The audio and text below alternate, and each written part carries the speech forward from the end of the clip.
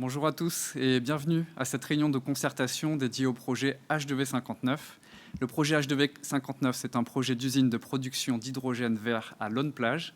Et ce projet inclut également le raccordement électrique de cette usine au poste de Grande-Synthe par la société RTE. Donc je me présente, Rachid Lamrini. Je vais animer cette réunion jusqu'à environ 19h30.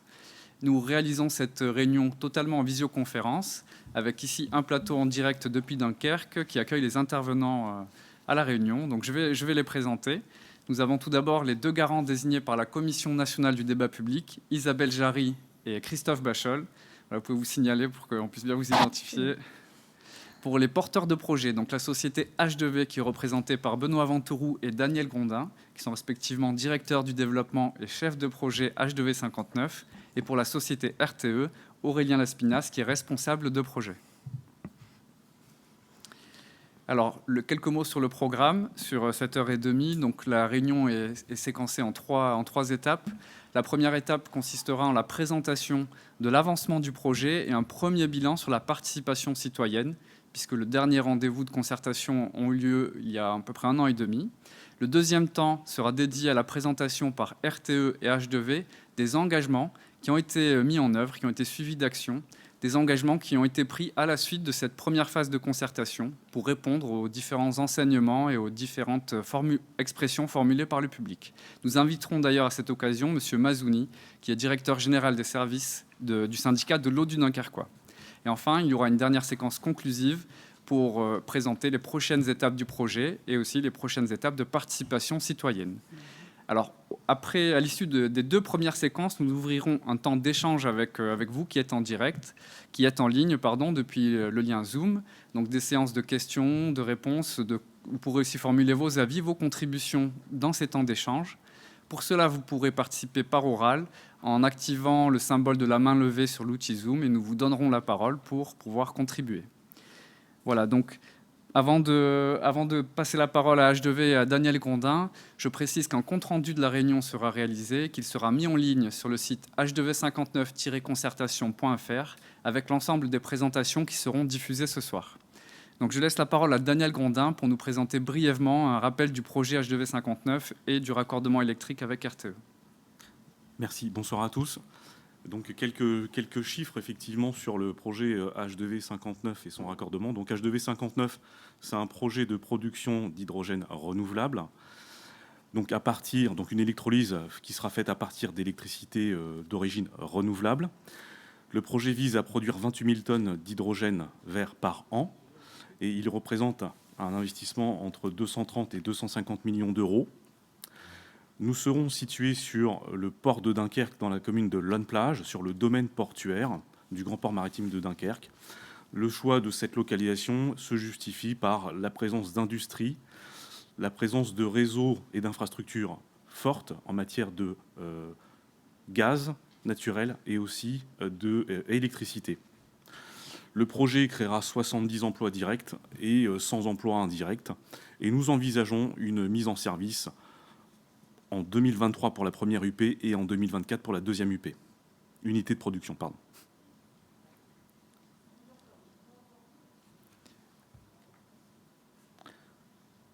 Vous avez là un visuel de l'usine qui vous présente effectivement donc une vue d'artiste réalisée par notre architecte DNS qui présente en fait une vision de l'usine avec effectivement les deux unités de production qu'on voit ainsi que à la fois les évents et la torchère.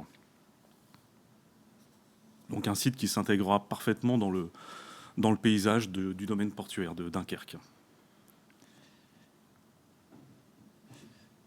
Concernant le raccordement au réseau de transport d'électricité de l'usine H2V59, sera réalisé par RTE via une liaison électrique souterraine de 4,5 km entre le poste existant de Grande-Synthe et le poste installé sur le site industriel de H2V qui appartiendra au client H2V.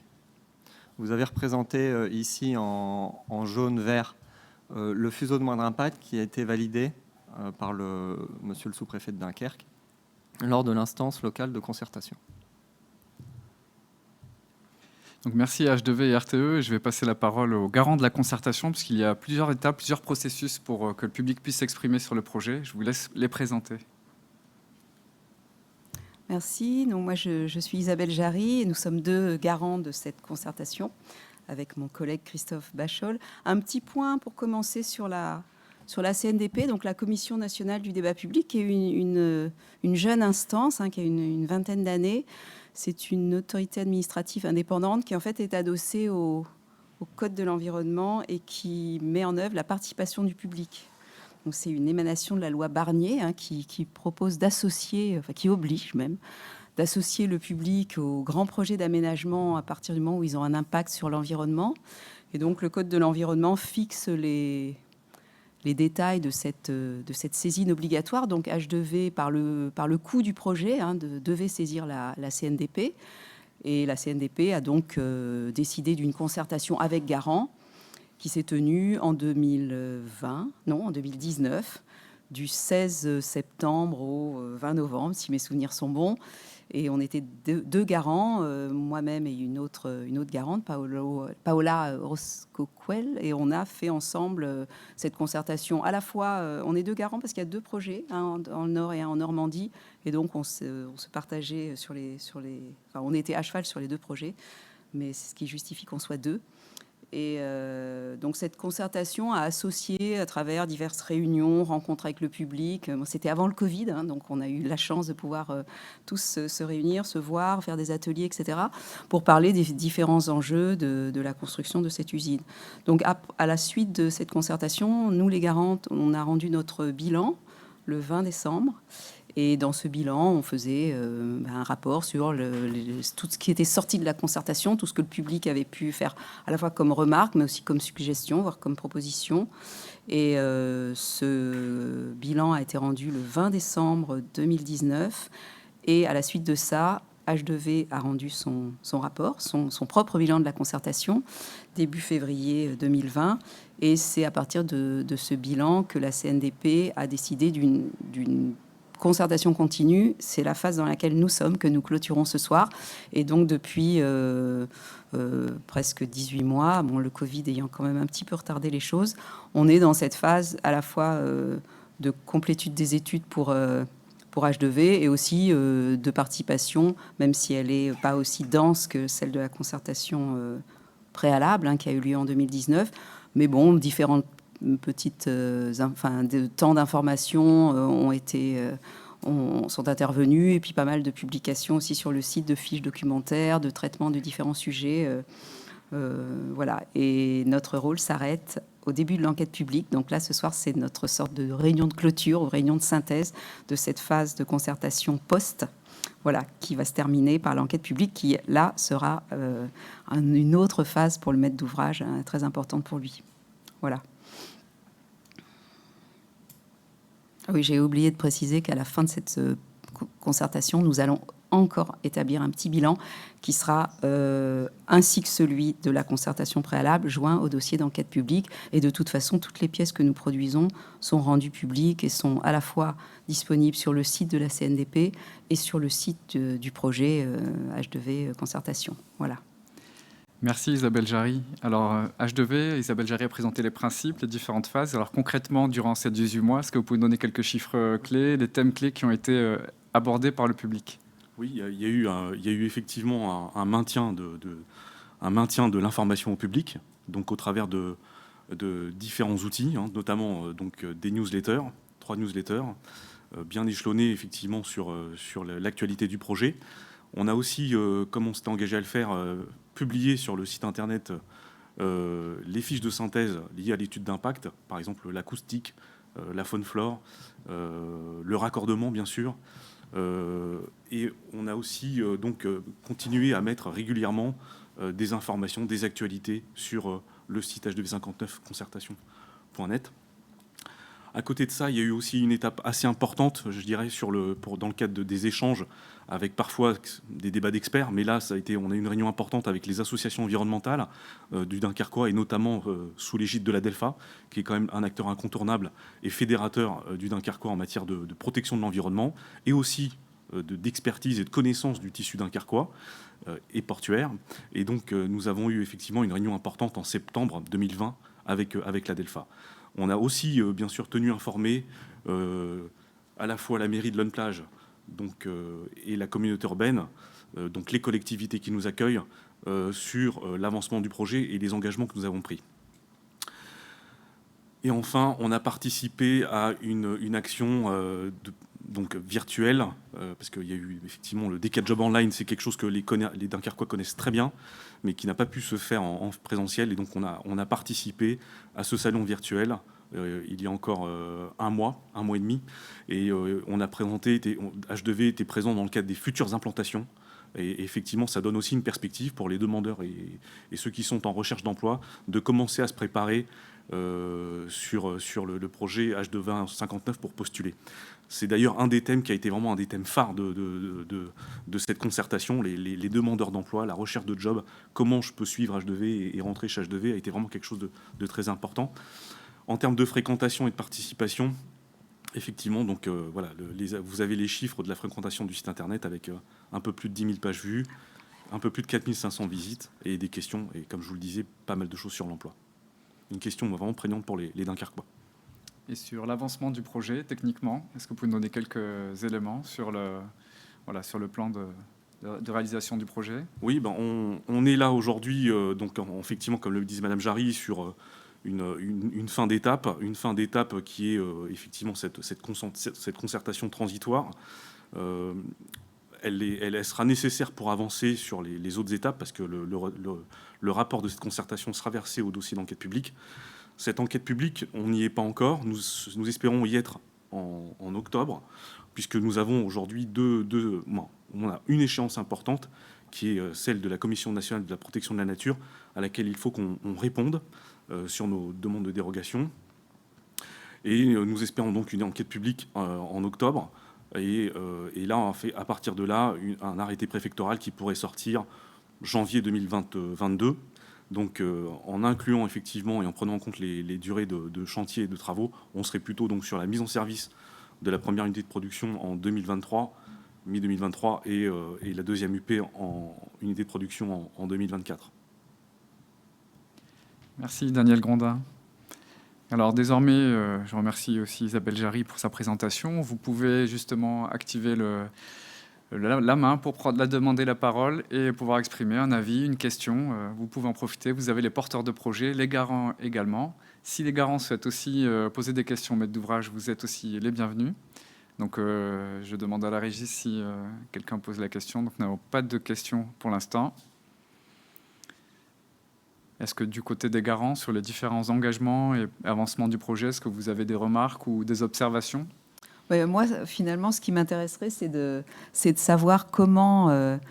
parce que vous savez, les procédures CNDP, c'est encore pas tellement entré dans les mœurs. Les industriels sont parfois surpris par cette procédure obligatoire. Ils doivent saisir une instance qu'ils ne connaissent pas, s'engager dans des procédures qu'ils ignorent souvent.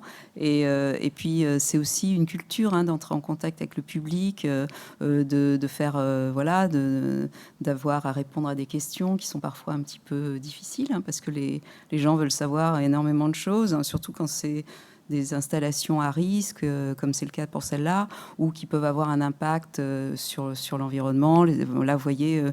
Grondin parle d'une dérogation au Conseil national pour la protection de la nature. Parfois, on va détruire un milieu et il faut demander une dérogation parce qu'on touche à une espèce protégée, des choses comme ça. Donc, c'est des contraintes qui sont légales, qui sont obligatoires.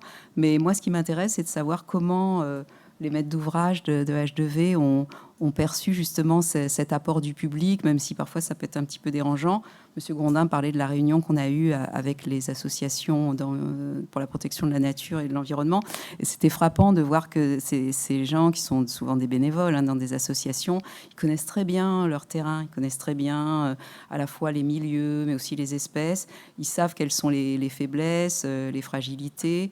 Et c'est intéressant parce que c'est très précieux pour un maître d'ouvrage d'avoir des gens qui connaissent aussi bien le terrain. On a vu pendant les réunions à l'hiver 2019, il y avait des habitants de Mardic, par exemple, qui connaissaient extrêmement bien les questions de cheminement de l'eau, ou de la manière dont le terrain en fait agissait. Et ça, donc ça m'intéresse d'avoir leur retour sur une expérience pour laquelle ils étaient novices au départ. Une concertation, ils n'en avaient jamais fait.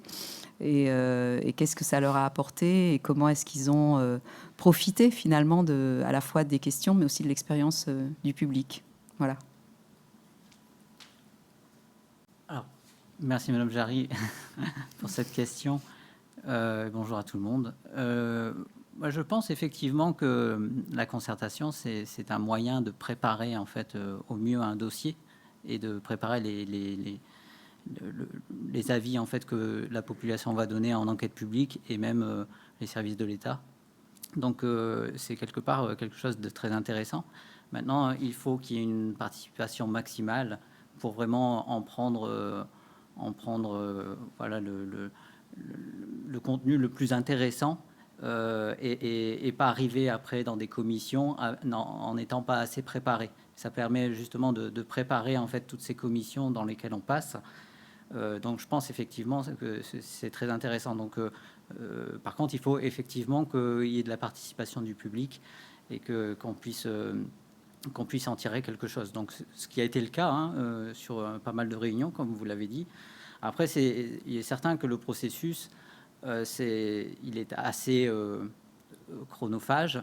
Donc, il faut l'intégrer dans le processus global d'obtention des permis et des autorisations, ce qui n'est pas forcément intégré par les chefs de projet de nos jours. Et c'est vrai que un projet, un porteur de projet veut le sortir le plus rapidement possible. Et donc, voilà, il faut prendre en compte ce temps de concertation qui est important pour les grands projets. Donc, d'un côté, des aspects très positifs. D'un autre côté, on aimerait que tout ça se passe dans un laps de temps le plus rapide possible. Donc, voilà. Donc, les deux aspects sont présents. Je crois qu'on peut dire que c'est toujours l'état de tension et d'équilibre. Je ne sais pas si c'est quand vous avez présenté votre dossier, mais j'étais présente à une session plénière de la CNDP où un maître d'ouvrage, je ne me souviens pas si c'était le patron d'HDV ou un autre, disait oui, mais nous, on n'a pas prévu, ça va nous prendre beaucoup de temps. Et Chantal Joanneau, qui est donc la présidente de la CNDP, lui a répondu, mais ce temps que vous croyez perdre, en fait, ça va vous en faire gagner. Et en fait, ce qu'elle voulait dire, c'était que toute cette phase préparatoire, toute cette identification de certains enjeux, on l'a vu par exemple pendant le processus d'électrolyse de l'eau, consomme beaucoup d'eau. Et il y a eu des gens qui, au cours des réunions, ont dit mais est-ce que vous ne pouvez pas utiliser l'eau de mer? Est-ce qu'on ne peut pas imaginer Et bon, le maître d'ouvrage a dit mais non, c'est pas du tout possible, il nous faut une eau très pure et tout, c'est pas du tout envisageable. Et finalement, au cours de ces procédures réglementaires dont parle M. Ventoux, qui sont en effet assez lourdes, il y a tout un tas de commissions qui sont donc des procédures réglementaires de vérification, d'instruction. C'est instruit par les services de l'État et c'est très contraignant et long pour les maîtres d'ouvrage. Et finalement, les services de l'État ont demandé d'étudier cette option. Parce qu'on est aujourd'hui dans des périodes où l'eau se raréfie, où on a tous en tête les épisodes de sécheresse. Et bon, voilà, comment on fait la part des choses entre l'eau, des besoins des consommateurs, des citoyens, des communes, et puis l'eau industrielle. Et donc c'était intéressant de voir que finalement, les citoyens spontanément avaient fait une suggestion qui allait être prise plus tard, pas forcément à cause de leur avis, mais qui était finalement en concordance avec les demandes des services de l'État. Donc finalement, pour moi, la concertation, c'est aussi un moyen à la fois de renseigner le maître d'ouvrage sur des réalités locales et aussi de débusquer finalement quelques petits points qui vont peut-être apparaître plus tard. Et donc, à la fois, ça a l'air d'être une perte de temps, mais je pense que ça peut en faire gagner aussi par rapport à la manière dont le public accepte le projet plus tard. Il n'a pas l'impression que l'usine lui est imposée, vient d'en haut et qu'on ne les a jamais consultés, qu'on ne les a jamais informés. Et tout ce dont parlait M. Grondin, de cette information en continu, même si elle ne se fait pas sous forme de réunion, mais sous forme de fiches, ça permet aussi de s'emparer des projets, de mieux comprendre. C'est assez technique, une usine de fabrication d'hydrogène par électrolyse. Mais finalement, si on vous explique que vous êtes tout à fait capable de comprendre, n'importe qui est capable de comprendre un processus si on lui explique clairement. Donc ça, c'est toutes ces fiches qui sont aussi sur le site, qu'on peut consulter tranquillement chez soi. C'est aussi une manière de s'approprier le projet et puis, quand il arrive, d'avoir le sentiment d'avoir un petit peu, non seulement été informé, mais d'avoir pu contribuer à son insertion optimale. Et il n'y a pas que l'emploi. On voit là, bien sûr que c'est quelque chose de très important sur le territoire du Dunkerquois. Beaucoup de gens posaient des questions. Quand est-ce que vous allez ouvrir la recherche d'emploi? Quel diplôme il faudra? Comment on fait, etc. Tiens, d'ailleurs, ça pourrait être l'occasion de parler de ces histoires d'académies qui sont mises en place par H2V et d'autres instances. Mais il y a aussi des questions sur le risque, même si à Dunkerque, les habitants sont habitués au site Seveso. Malgré tout, ça en fait bon, là, on n'est pas sur un site Seveso, mais c'est quand même des usines. Enfin, l'hydrogène, c'est un gaz assez volatile et explosif. Donc et puis, c'est toujours intéressant aussi d'avoir des détails sur la manière dont les choses vont se passer, à quoi ça va servir, où va aller cet hydrogène, comment la transition énergétique est en train d'être mise en œuvre, est-ce que ça va nous être utile, est-ce que c'est développement durable, toutes ces questions qui finalement traversent pas que H2V, traversent aussi la société, c'est l'occasion de les évoquer. Et moi je trouve que finalement ces phases de concertation, ça met en lumière l'intelligence du public, en fait, sa capacité à non seulement comprendre les enjeux précis d'un projet en particulier, mais aussi de le relier à la façon dont les choses s'inscrivent. C'est quand même aussi un défi d'H2V de produire de l'hydrogène qui n'est pas polluant, enfin d'une manière non polluante et qui peut se substituer à l'hydrogène qui est actuellement un très très gros émetteur enfin la production d'hydrogène actuelle produit énormément de gaz carbonique, donc c'est pas du tout ce qu'il nous faut. Voilà. Donc la position de la CNDP, c'est qu'on ne perd pas de temps à consulter le public, au contraire, on s'enrichit. Mais les maîtres d'ouvrage, donc voilà, on essaye de trouver une mesure à peu près équilibrée entre les intentions des autres et les volontés des uns et les intentions des autres, disons. Merci beaucoup, Isabelle Jarry. Alors justement, vous avez abordé des sujets très concrets qui ont été soulevés par les habitants. La question de la ressource en eau, la disponibilité en eau par rapport à la consommation d'H2V, des questions sur l'emploi.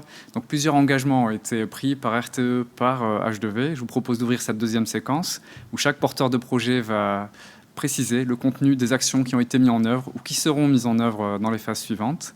Donc je vais relaisser la parole à H2V et RTE. Et à cette occasion, à la fin de la deuxième séquence, vous pourrez là préparer des questions ou des avis. Et j'inviterai aussi Monsieur Mazouni à la fin de cette séquence pour témoigner sur le sujet de l'eau, qui est un sujet qui est abordé par tous les acteurs, pas uniquement H2V, mais qui est un vrai sujet du territoire dunkerquois. Donc H2V, je vous laisse la parole. Alors, au niveau des engagements que H2V a pris, et donc que nous avons mis en œuvre pour cette phase de concertation. Après, il y a un certain nombre d'engagements qui seront mis en œuvre en phase de construction et d'exploitation. Mais sur cette première phase, nous avons donc poursuivi le dialogue et l'information du public. Donc, Daniel a rappelé en fait les différentes actions qui ont été mises en œuvre. Donc, 4 fiches de synthèse ont été publiées sur la faune, la flore, la sécurité, sur l'acoustique et la gestion de l'eau. En plus de ça, nous avons publié une fiche sur les garanties d'origine et une fiche également sur la gestion du réseau et le stockage sous forme d'hydrogène, d'électricité sous forme d'hydrogène, plus 3 lettres d'information, donc newsletters, qui ont été publiées toutes sur le site de la concertation, donc H2V 59 concertation. Donc ça, c'est pour le dialogue, plus les réunions également qui ont été réalisées avec les spécialistes de l'environnement. Ensuite, nous avions un engagement sur la conduite et l'intégration du projet dans le milieu industriel et en particulier sous ses aspects risques. Donc là, nous avons pris comme engagement d'adhérer à une association qui est l'AG2PDK, voilà, si je me prononce bien, donc qui permettra en fait de participer avec tous les acteurs de la plateforme industrialo-portuaire de Dunkerque à une politique de gestion des risques communes et un partage d'expérience sur tous ces aspects-là. donc y compris les sites Céveso qui peuvent être présents sur le site de Dunkerque. Et le troisième volet, je pense que c'était un sujet très important. Alors, c'était le sujet de l'eau, en fait, le sujet de la maîtrise des ressources et de l'environnement. Donc, il y avait cet aspect eau qui était important. Donc là, on s'est engagé à faire des études pour faire des économies d'eau, études qui ont poussé à étudier 10 configurations différentes, donc à la fois techniques sur les tours de refroidissement, sur les techniques de tours de refroidissement pour économiser l'eau, à la fois également sur la possibilité d'utiliser de l'eau de mer en puits côtier ou par utilisation de l'eau en allant puiser plus loin dans la mer. Et également en fait des études sur l'utilisation des eaux de steppe, de stations d'épuration locales qui pouvaient éventuellement être réutilisées. Donc on a réalisé toutes ces études et nous avons conclu sur un engagement d'utiliser des tours hybrides, donc des tours en fait qui permettent d'économiser jusqu'à 30% de l'eau consommée au niveau du refroidissement. Donc on évite l'évaporation par l'ajout en fait d'une partie sèche sur les tours. Les parties utilisation eau de mer et eau de steppe étant trop compliquées, voilà, ou difficiles à mettre en œuvre à l'échelle du projet H2V, et plus tourné vers voilà, une gestion peut-être de l'eau au niveau plus local et global. Et pour cela, nous sommes engagés à participer aux efforts qui sont menés par la collectivité pour faire des économies et gérer mieux l'eau sur le territoire. Et là, je vais peut-être passer la parole à Fabrice Mazzoni, qui est ici présent, qui va pouvoir expliquer ce qui est fait au niveau du territoire, au niveau des économies d'eau et de la gestion de cette eau. Rapidement, je rappelle que sur le littoral dunkerquois, l'eau potable provient de sources situées dans l'Audomarois, donc à 40 km du littoral, et que cette eau potable provient des nappes phréatiques de l'Audomarois, une eau de qualité destinée à la consommation humaine. Il n'était évidemment pas question de consommer cette eau pour un process industriel, et en l'occurrence le process industriel développé par H2V. Le site industriel-portuaire du territoire dunkerquois, le grand port maritime de Dunkerque, dispose d'un réseau spécifique d'eau industrielle distribué auprès de 13 grands industriels exploités en maîtrise d'ouvrage, donc gérés par le syndicat de l'eau du Dunkerquois, avec des sociétés délégatrices, mais géré par le syndicat pour permettre de distribuer des volumes d'eau donc à caractère industriel, donc une eau non potable, une eau de moindre qualité, distribuée à l'ensemble des industriels qui consomment de grands volumes d'eau.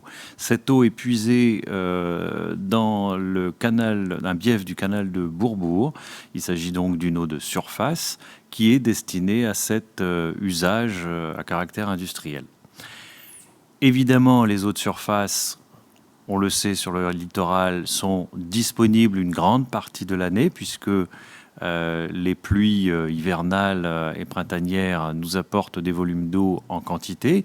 Et sur le littoral, nous disposons de différents systèmes d'évacuation de ces eaux dites continentales, ces eaux de surface, vers la mer pour éviter l'inondation des territoires intérieurs. Cela dit, en période d'étiage, et la période d'étiage correspond à la période dite de basse eau, environ quelques semaines par an durant la sortie de la période estivale, donc fin août, mi-août jusqu'à mi-septembre à peu près, et bien durant cette période, une vigilance accrue est indispensable pour s'assurer de la bonne disponibilité des volumes d'eau. Un travail a été enclenché avec le pétitionnaire, le demandeur H2V, l'industriel H2V, sur le volet eau, puisque même si cette ressource est disponible une grande partie de l'année, comme je l'ai expliqué, elle nécessite néanmoins une grande vigilance pour d'autres périodes de l'année.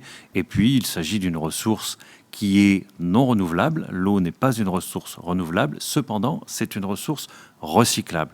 Et donc, il est vital de générer, d'opérer une distribution d'eau à un consommateur industriel, mais en veillant à une consommation optimisée et en veillant aussi à un traitement adapté pour permettre un rejet dans le milieu, de manière à compléter le cycle global de l'eau, et donc de veiller à ce que cette qualité d'eau rejetée soit compatible avec soit d'autres usages, j'y reviendrai, soit le milieu naturel.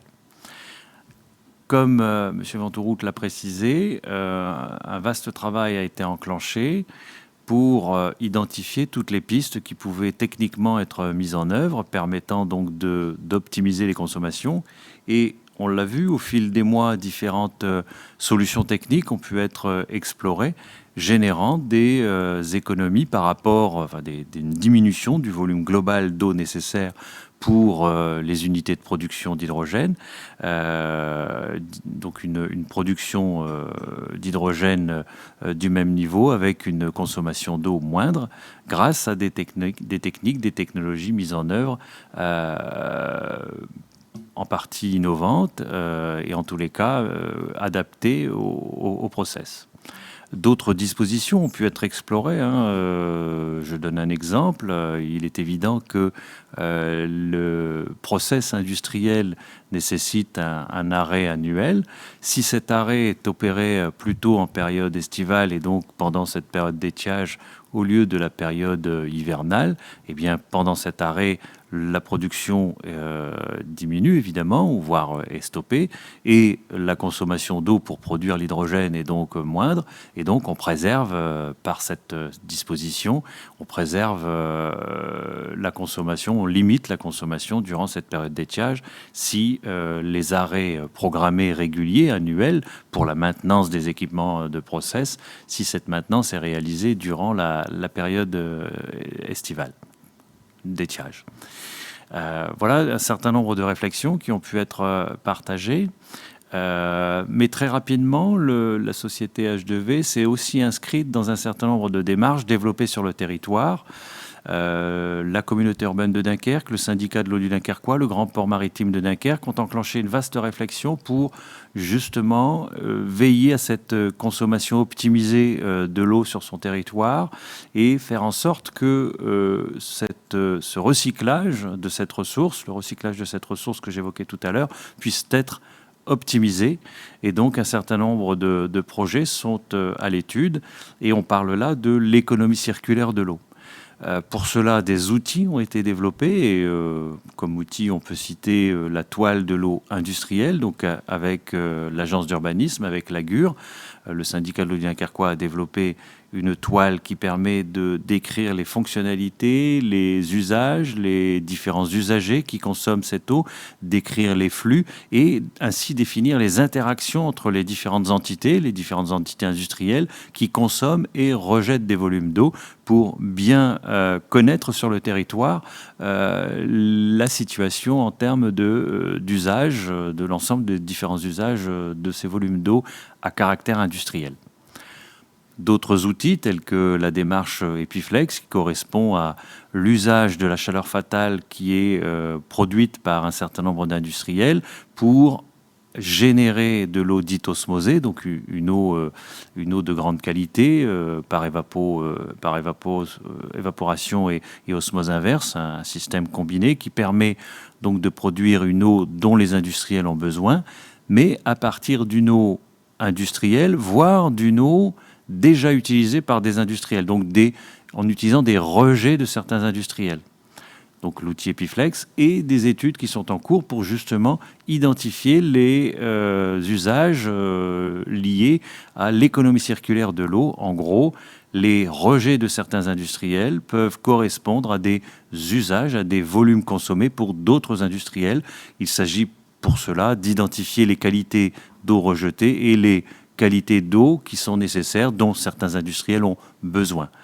Donc ces différents projets développés sur le territoire, avec aussi, je peux citer aussi la réflexion concernant l'usage des eaux rejetées par les stations d'épuration des eaux dites urbaines.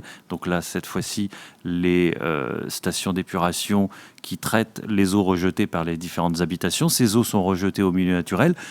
Elles peuvent correspondre à des volumes d'eau compatibles avec des besoins de certains industriels. Le Grand Port Maritime de Dunkerque, quant à lui, mène une réflexion pour ce qui concerne un traitement mutualisé qui pourrait permettre d'optimiser le traitement de la part d'un certain nombre le traitement de différents volumes rejetés par un certain nombre d'industriels. Vous le voyez, ces différents projets sur le territoire concourent à optimiser la circulation, l'économie circulaire de l'eau, et la société H2V s'est engagée à s'inscrire complètement dans l'ensemble de ces démarches avec pour finalité l'expertise de ces modes de consommation, l'expertise de ces volumes et de la qualité des volumes rejetés pour identifier s'ils sont compatibles avec d'autres usages complémentaires concourant donc à ce grand cycle de l'eau. Voilà ce que je pouvais préciser sur la consommation d'eau par l'unité de production H2V. Merci beaucoup, Monsieur Mazzoni, pour votre témoignage. Vous avez parlé de l'eau, mais vous avez également parlé de la chaleur fatale, sujet sur lequel nous travaillons également, puisque l'usine HV dégagera en fait une eau avec une température malheureusement assez basse, 40-50 degrés. Donc on essaie de la valoriser sous cette forme-là, et vous avez évoqué des pistes qu'on continue à étudier. Également la valorisation de l'oxygène, qui est un sujet sur lequel nous continuons à travailler, puisqu'il y a des consommateurs d'oxygène sur la plateforme, et nous essayons de la valoriser.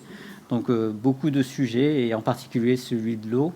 Et merci pour votre soutien sur tous ces aspects-là.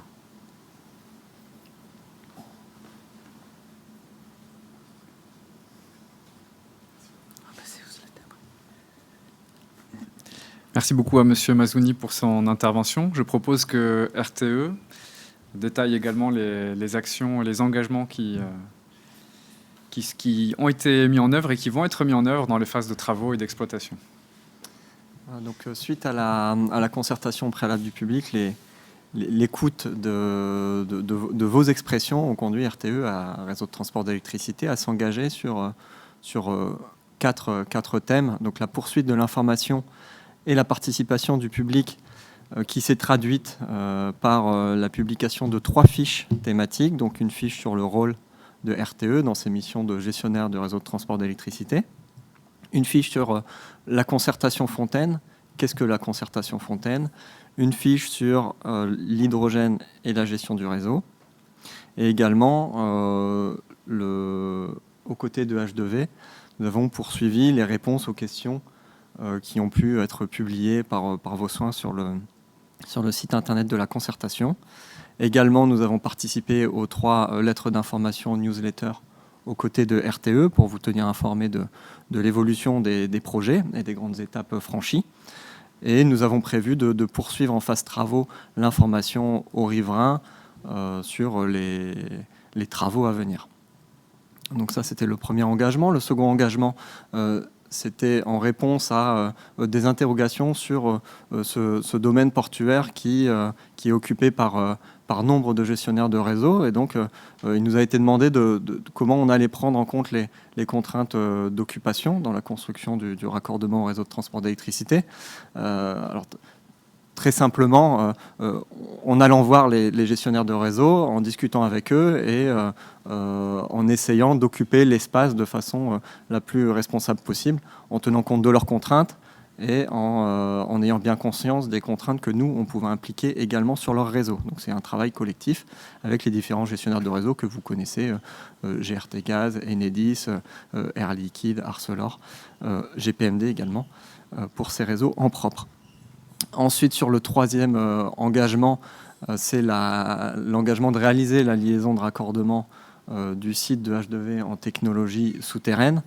Donc, vous l'avez compris, hein, ce sera bien une liaison souterraine qui raccordera le poste de H2V 59 au site électrique de RTE, le poste électrique de Grande-Synthe. Et enfin, plus tard, nous avons pris l'engagement, enfin plus tard pour la phase travaux, nous avons pris l'engagement de favoriser l'insertion par l'emploi local, qui se traduira par des clauses contractuelles dans nos marchés pour favoriser l'emploi local.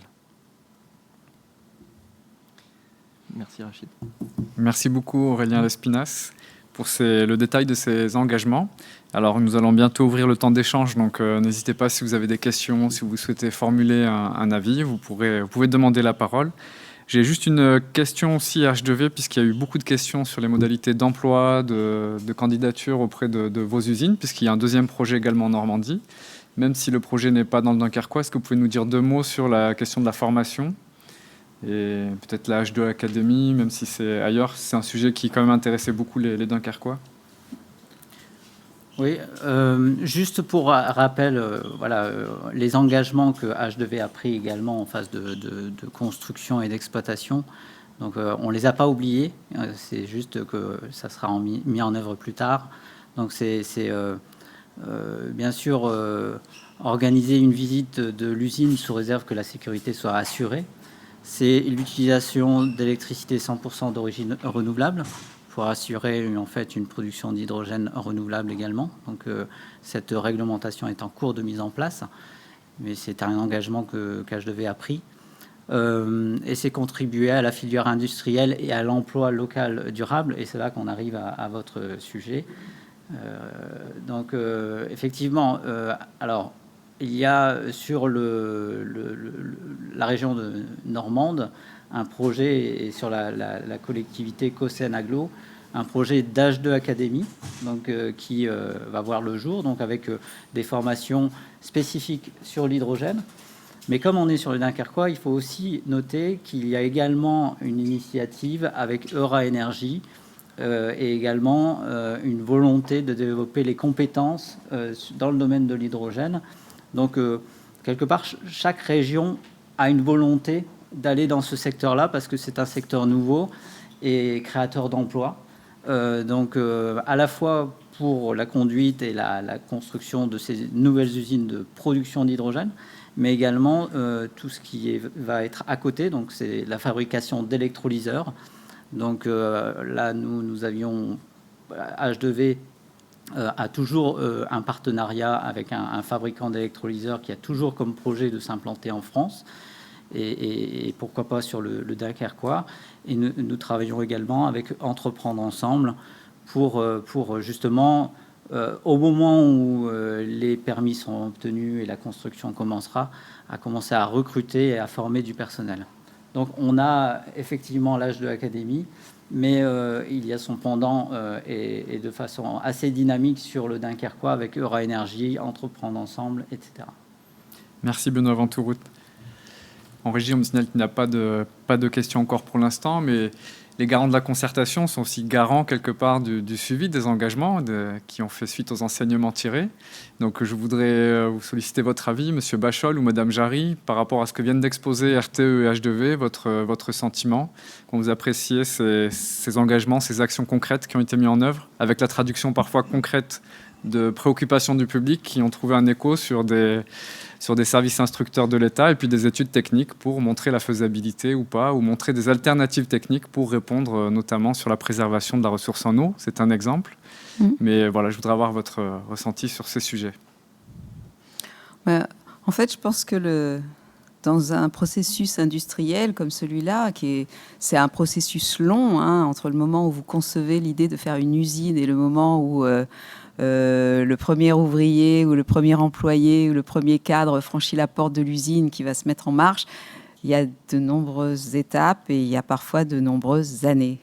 Voilà. Donc ça, je pense que le public a peu conscience de la lourdeur des procédures et aussi de la difficulté de mettre en œuvre des grosses machines, des gros processus industriels. Et la concertation, c'est aussi un peu une manière d'entrer dans ces procédés, ces processus qu'on connaît mal, en fait, à moins de travailler dans l'industrie, bien sûr, mais ce n'est pas le cas de tout le monde.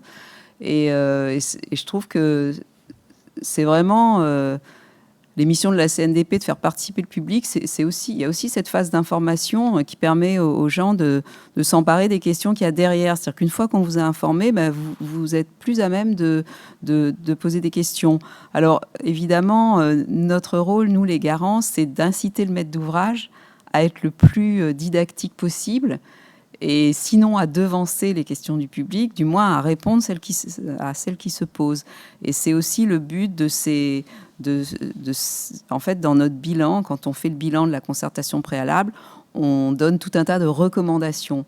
Il faut préciser quand même que la CNDP n'est pas une autorité administrative prescriptive, c'est-à-dire qu'on ne donne pas d'ordre. Enfin, on peut donner des recommandations, et c'est sûr que c'est bien quand elles sont suivies, mais en fait, notre rôle, c'est ça, c'est de faire un bilan, de retirer les enseignements qui ont été formulés par le public et de faire un certain nombre de recommandations. Donc, dans notre bilan, on a fait des recommandations qui ont été suivies dans leur grande majorité par le maître d'ouvrage, et on travaille ensemble avec le maître d'ouvrage ensuite, entre autres pendant cette phase de concertation transitoire, à essayer de répondre au mieux aux questions du public. Donc, par exemple, nous, les garants, on a demandé à H2V de réaliser des fiches techniques, M. Grondin en parlait, qui expliquaient des points qui nous avaient semblé, par exemple, faire l'objet d'incompréhension du public, ou des questions qui... Vous savez, quand la question se pose plusieurs fois, vous dites, mais là, c'est que les gens n'ont pas compris, en fait.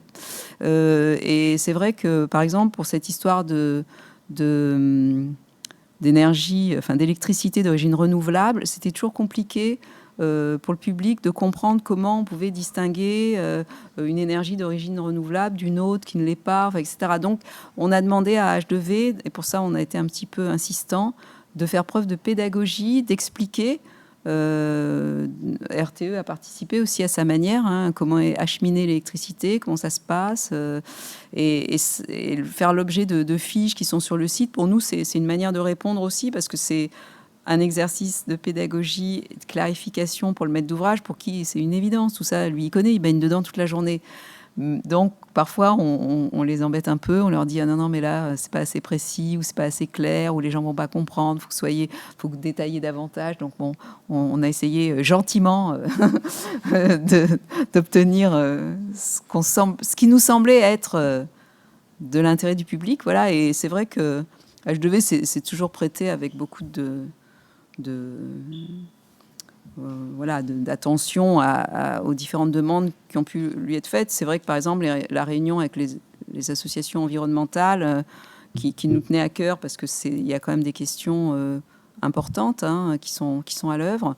C'était très enrichissant, parce qu'il y avait aussi l'expérience de ces gens qui connaissent bien le terrain et qui ne sont pas du tout dans les mêmes problématiques que des industriels, évidemment. Quand vous êtes, enfin, Monsieur Ventreau vient de le dire, nous, on a un objectif qui est ouvrir notre usine.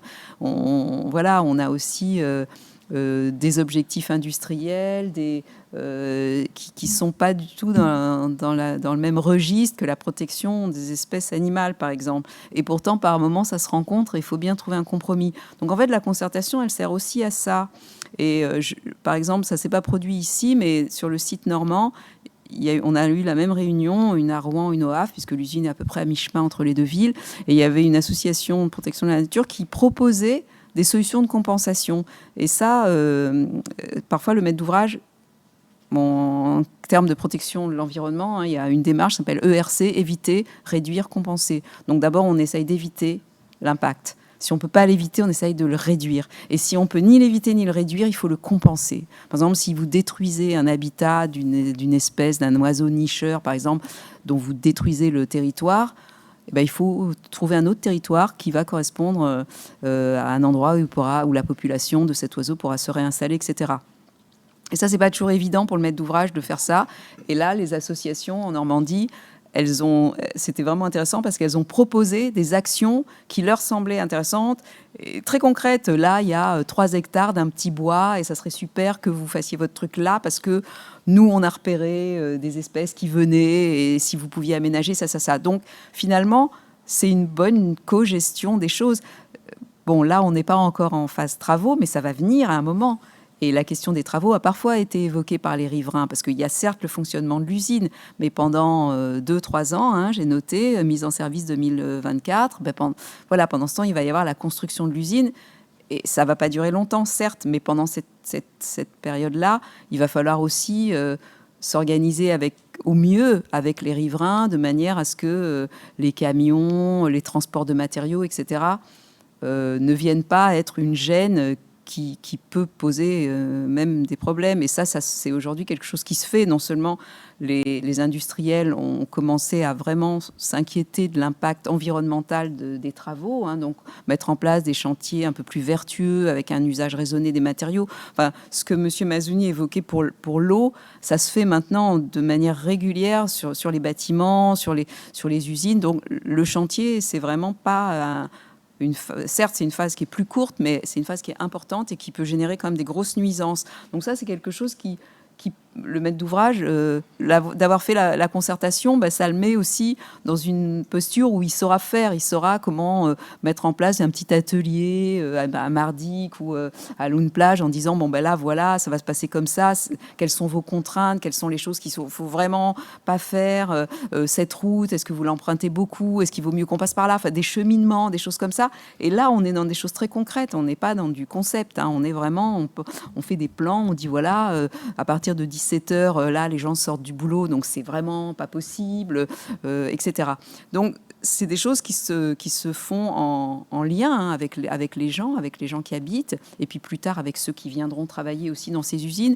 Et ça, je pense que c'est une bonne habitude que prend le maître d'ouvrage pendant la concertation de prendre l'avis aussi du territoire au plus près des habitants, des usagers. Et donc, je pense que pour répondre à votre question, oui, H2V a bien répondu à nos demandes. Et pour aller un peu plus loin, je pense que ça va leur faire une bonne préparation pour la suite. Et ils seront prêts pour un chantier impeccable. Voilà. Et ensuite aussi pour toutes les autres questions qui seront liées au fonctionnement de l'usine quand elle sera opérationnelle. Voilà. Alors, merci beaucoup. Et la suite, justement, il y a plusieurs étapes qui arrivent. Dans quelques mois, l'enquête publique, et puis à plus long terme, je propose à H2V et RT aussi par la même occasion de nous présenter les prochaines étapes du projet. Donc là, effectivement, nous avons passé, comme Madame Jarry l'a expliqué, ou alors nous avons conduit sous l'égide de la CNDP la concertation préalable, qui a été suivie d'une concertation continue, donc concertation continue qui se termine aujourd'hui ou dans les jours qui viennent, avec la publication d'un rapport des garants. Ensuite aura lieu l'enquête publique qui durera environ 1 mois. Donc cette enquête publique se passera en octobre. Voilà, on estime qu'elle pourra avoir lieu en octobre. Après, c'est sous la décision du préfet et des services de l'État, pour une obtention des autorisations en début d'année 2022. Donc, et du coup, la construction suivra. Donc là, on voit le pointeur au niveau de la fin de la concertation continue. Donc aujourd'hui, nous en sommes à cette étape-là. Et on espère avoir répondu à toutes les questions, effectivement, et ça nous a construit aussi. Hein, on a travaillé aussi beaucoup sur les dossiers environnementaux et toutes les espèces protégées, pour justement les préserver et appliquer la politique d'éviter, réduire et compenser. Et puis, vous l'avez répété, hein, Madame Jarry, hein, la question de l'électricité d'origine renouvelable, pour nous, ça nous semble évident. Mais voilà, ça semble peut-être évident, je dirais, au niveau d'un réseau téléphonique. Il y a un réseau téléphonique et tout le monde peut choisir entre SFR, Orange, Free, mais ne se pose pas la question. Et quelque part, il y a un réseau RTE, mais on se dit, mais est-ce que j'ai le droit d'utiliser de l'électricité renouvelable et pas une autre électricité? Bon, là, il a fallu l'expliquer, quoi. Donc, voilà, on espère avoir répondu à toutes ces demandes en expliquant et en créant des fiches. Donc, voilà, nous allons maintenant rentrer en phase plus réglementaire d'enquête publique pour donc l'instruction du dossier. Donc l'enquête publique, le public pourra vraiment avoir accès aux études de détail, tant sur la technique que sur l'environnement, sur le projet, tous ses effets, des données un peu plus détaillées que lors de la concertation préalable. Ah oui, donc pendant la concertation, on a fait des résumés de l'étude d'impact sur des thématiques qui ont été levées pendant la concertation. Là, en fait, le public aura accès au dossier complet de présentation du projet avec toutes les études, aussi bien au niveau sécurité qu'environnemental et présentation du projet. Donc là, c'est un gros dossier. Hein. Après, chacun y passe le temps qu'il veut sur les sujets qui les intéressent. Mais tout le projet, tout le dossier sera disponible. Et peut-être pour les étapes à venir, pour RTE, puisque là, vous en étiez à l'étape d'un fuseau, donc plus précis que l'aire d'étude pour le raccordement. Qu'en est-il de la suite de votre projet de raccordement ? Alors effectivement, on est parti d'une aire d'étude en entrée de concertation préalable du public. C'est passé la concertation préalable du public avec des échanges, de l'écoute. Toutes les expressions ont été intégrées dans la recherche du fuseau de moindre impact qui a été validé par le préfet comme évoqué tout à l'heure. Donc là, on est dans une bande qui fait 300-400 mètres de large à peu près entre le poste de Grande-Synthe et puis le site de H2V. Et au sein de cette bande, donc ce fuseau de moindre impact, il faut maintenant qu'on aille chercher le tracé de détail. Et donc les études se poursuivent jusqu'à trouver ce tracé de détail, donc qui, en tenant compte de toutes les contraintes environnementales, techniques et autres. Et suite à l'issue quand on aura trouvé ce tracé de détail, on déposera la demande de déclaration d'utilité publique pour la liaison souterraine. Donc ça, c'est d'ici la fin d'année, dernier trimestre, il faut qu'on se cale avec l'organisation de l'enquête publique pour pas qu'on dépose notre dossier en pleine enquête publique de H2V. Ça n'aurait pas tellement de sens, ça va peut-être apporter un peu de cacophonie. Donc on va laisser passer l'enquête publique et ensuite on déposera le dossier de demande de déclaration d'utilité publique qui nous emmènera sur une obtention 6-8 mois après qui nous permettra de débuter les travaux. Merci beaucoup. Et pour les garants, un peu de travail également cet été, puisque vous allez devoir publier un rapport sur cette phase de concertation continue. Oui, donc d'autre côté, il va falloir que l'on rédige un rapport qui fasse le point et qui retrace l'intégralité de cette concertation qui s'est déroulée au fil de l'eau depuis la fin de la concertation préalable, qui permettra de relater l'ensemble des initiatives qui ont été prises et des différentes actions qui ont été mises en place en termes de communication et de concertation. Et donc, nous allons rédiger ce bilan dans les semaines qui vont venir. Ce bilan sera ensuite joint au dossier d'enquête publique avec l'intégralité du dossier de demande d'autorisation environnementale que va déposer H2V. Il sera joint à ce dossier ainsi que le bilan de la concertation préalable qui avait été faite par les deux garantes en novembre 2019. Pardon. Voilà. Décembre 2019, voilà, tout à fait. Et qui est déjà public, mais il sera rajouté au dossier d'enquête publique. Voilà. Tout à fait. Merci beaucoup, monsieur notre Bachol. mission Oui, madame sera Jarry. terminée. Mais vous aurez d'autres missions pour être garant d'autres concertations sur des projets et peut-être sur le territoire. Donc, je tiens à remercier beaucoup tous les intervenants. Donc, d'abord, monsieur Mazouni. Merci, monsieur Bachol, madame Jarry, Aurélien Lespinasse et Daniel Grandin et Benoît Ventourou. Je tiens à remercier aussi le site de la Turbine à Dunkerque qui nous a accueillis, les équipes qui nous ont accueillis. Donc, je demande à la régie s'il y a encore d'autres questions ou contributions du public. Donc, peut-être que l'émission pourrait être remise... Oui, madame Jarry. Moi aussi, je voulais remercier le maître d'ouvrage. Ça a toujours été agréable de travailler avec eux depuis l'automne 2019. C'est toujours intéressant d'avoir des novices parce qu'on a plein d'expériences à partager avec eux. Et donc, mais c'est vrai que les maîtres d'ouvrage ne sont pas toujours aussi conciliants et aussi bons élèves. Et là, je pense quand même qu'on peut décerner à H2V un certain nombre de bons points en termes de bonne volonté. Et ça, c'est quand même important parce que je pense que c'est une culture qui s'acquiert peu à peu. Et une fois qu'on l'a, on la conserve. Donc, merci beaucoup aux équipes et à RTE également. Et oui, justement, en mot j'invite tout le monde effectivement à donner un mot de conclusion et à nous dire en quelques mots ce qu'il retient, comme l'a fait Isabelle Jarry, sur cette concertation. Oui, pour apporter une illustration complémentaire, ce que nous a expliqué M. Mazzoni tout à l'heure par rapport au rôle et à l'ensemble des discussions qui ont pu être menées avec le syndicat des eaux, l'ensemble de la concertation, d'une autre type de concertation, mais une concertation quand même entre l'ensemble des acteurs économiques et institutionnels du Dunkerquois sur ce projet. Finalement, le fait que cette opération a pu se faire plus ou moins dans le cadre de cette opération de concertation lui donne une certaine profondeur, une certaine visibilité par le public, et avec une capacité pour le public de voir ce qui se passe et éventuellement d'intervenir sur l'ensemble de cette collaboration entre les différents institutionnels. Et je pense que ça l'a... Enfin, bien sûr, ces discussions et cette collaboration auraient eu lieu même sans concertation, mais il me semble que la concertation a servi à la fois d'aiguillon et de caisse de résonance à ce travail qui est indispensable, qui se fait de toute façon, mais qui du coup prend une autre profondeur, une autre dimension. Voilà. Oui, et puis par exemple, le fait que les documents restent aussi, les fiches qui ont été établies, qui ont été faites par le maître d'ouvrage, que ce soit RTE ou H2V, c'est des éléments d'information qui sont toujours consultables.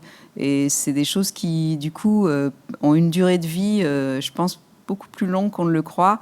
Et le fait pour le public de savoir qu'ils peuvent aller sur le site de la concertation, y trouver des documents, revenir dessus, relire quelque chose qu'ils n'avaient pas très bien compris, c'est une source d'information qui est toujours disponible. Et ça, c'est important. Les gens n'étaient pas forcément disponibles pour venir aux réunions, mais ils avaient quand même l'information par le biais à la fois des comptes rendus, puis aussi des fiches. C'est pour ça que nous, les garants, on est là aussi pour favoriser l'expression du public. Donc, on sait bien que les gens ne peuvent pas toujours se déplacer, ne sont pas forcément disponibles. Tout le monde a plein de choses à faire dans la vie.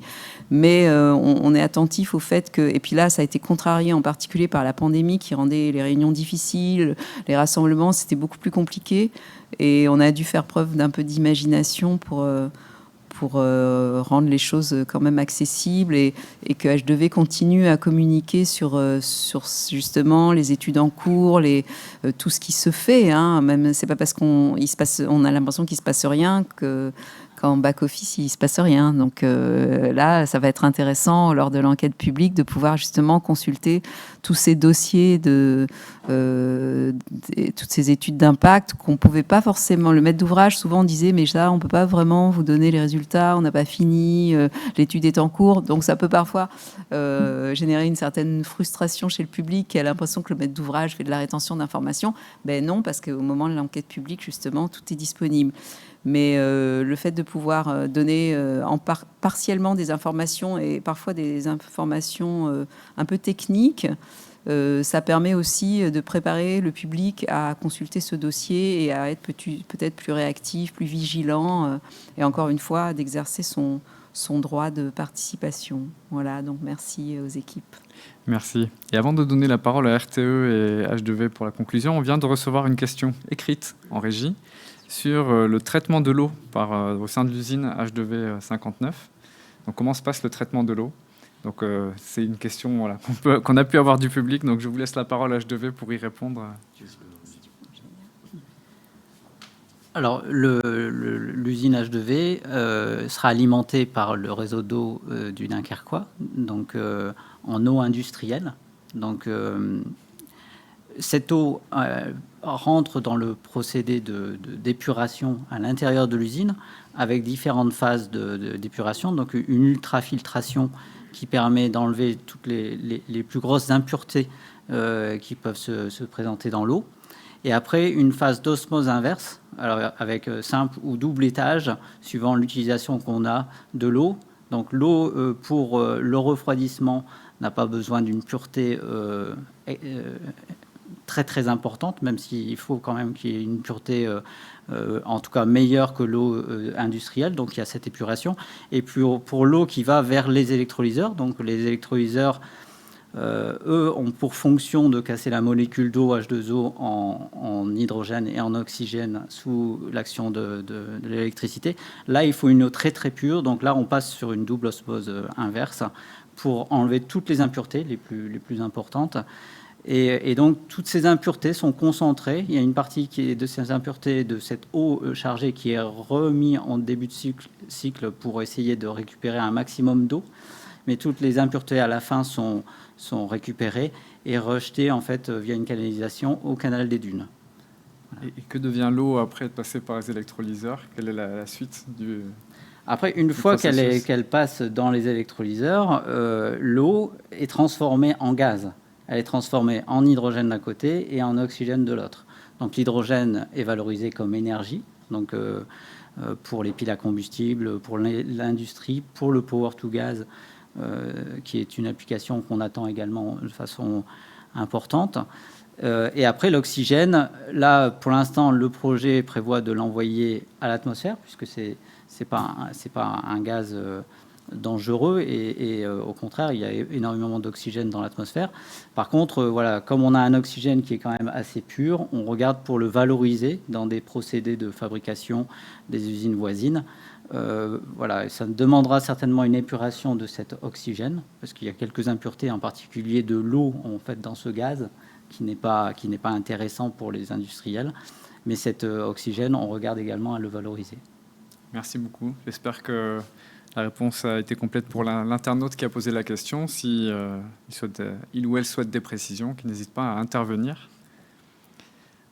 S'il n'y a pas d'autres réactions, donc je continue un peu le tour de table sur ce que vous retenez de la concertation. Un mot de conclusion pour RTE, qui est co-maître d'ouvrage de ce projet par rapport au raccordement de cette procédure de concertation. Donc Aurélien Lespinasse.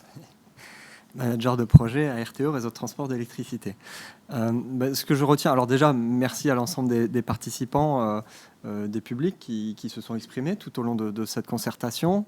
J'ai la prétention de croire qu'on a su tenir compte de toutes ces expressions dans la construction du fuseau de moindre impact dans un premier temps, et on en tiendra encore compte dans la recherche du tracé de détail. Donc merci à eux. Merci aux garants d'avoir réussi à utiliser les outils pour justement essayer de favoriser cette expression. C'est un métier et on ne s'en rend pas forcément compte quand on ne le vit pas. Et c'est vrai qu'aller chercher l'expression des publics, c'est vraiment pas simple parfois. Et j'ai vraiment appris à vos côtés à voir avec quels outils vous favorisez ça. Et donc merci pour ça. Et puis merci H2V aussi pour l'accompagnement. Et puis pour nous c'est pas fini parce que maintenant on va passer en phase, ou en tout cas très courte échéance, en phase travaux, et c'est là qu'on va exprimer nos compétences techniques. Oui, je voulais remercier effectivement les prestataires aussi, parce que Systra et Apidé ont fait un super boulot pour nous accompagner là-dessus. Moi, j'ai bien aimé de la concertation, effectivement, Monsieur Bachop parlait de profondeur. Ça a été aussi une démarche de diversité, parce que vraiment, je n'imaginais pas aller sur un marché, aller dans un supermarché, aller dans une université, et finalement, on a fait tout ça. Et vraiment, on est allé toucher un public qui est vraiment pas expert, mais qui s'est montré intéressé. Voilà, donc les modalités, c'est quand même intéressant de pouvoir définir des modalités, de sortir des sentiers battus. Je pense que moi, c'est quelque chose que je retiens. Et je retiendrai aussi quelque chose, finalement, bon, là, il y a eu H2V, je pense qu'il y aura d'autres projets. Et je pense qu'en fait, le projet H2V est une manière aussi pour le territoire de se poser des questions. En fait, il y a un effet miroir avec la concertation qui fait que le territoire se pose aussi des questions, bien sûr aux porteurs de projets en l'occurrence, mais aussi aux aménageurs, aux opérateurs d'infrastructures. Donc il y a une soif de connaissance de la part du territoire qui est importante, et chaque projet en fait est une opportunité pour essayer de gratter un peu d'informations, de savoir ce qui va se passer, de connaître les plans pour la décennie à venir, etc. Et voilà, et donc c'est assez intéressant. Juste un tout petit complément. Merci également aux garants, bien sûr, Merci à RTE qui nous a suivis depuis le début, hein, une grande société qui... Donc c'est très intéressant de les avoir à nos côtés. Merci à Sistra. Mais surtout, merci au public qui a participé à toute cette concertation. Merci à l'écosystème dunkerquois qui s'est impliqué à beaucoup de niveaux dans le projet. Donc il y a énormément d'entités, hein, que ce soit le port, l'eau du Dunkerquois, et beaucoup d'entités sont venues nous voir et étaient intéressées. Donc voilà, merci surtout de votre participation. Alors, je rappelle l'adresse du site internet sur lequel vous pourrez trouver tous les documents ressources qui ont été cités par les intervenants, y compris la présentation et le compte-rendu de ce soir, donc h2v59-concertation.net. Donc, on remercie beaucoup les personnes qui nous ont suivis ce soir. On remercie aussi encore une fois tous les participants et je vous souhaite une bonne soirée. Merci beaucoup. Au revoir.